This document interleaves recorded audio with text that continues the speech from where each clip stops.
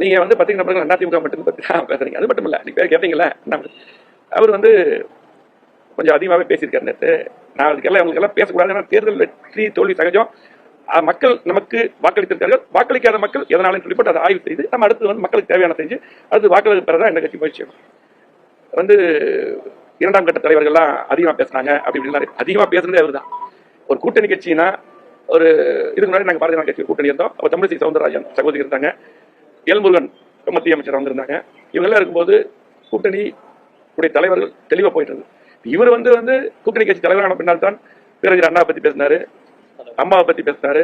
இப்படி எல்லா தலைவரை பற்றி, எங்களுடைய பொதுச் செயலர் எடப்பாடியாரை பற்றி, கூட்டணி கட்சியில கூட்டணியாக இருந்துட்டு ஒரு தலைவர். ஏன்னா இவர் வந்து அரசியலுக்கு வந்து கொஞ்ச நாள் தாச்சு. அப்போ இவர் இந்த மாதிரி இன்னைக்கு சூழ்நிலை. இன்னைக்கு இந்த கூட்டணி சரியில்லாம அந்த கூட்டணி விலை வர்றதுக்கு அண்ணாமலை தான் காரணம்.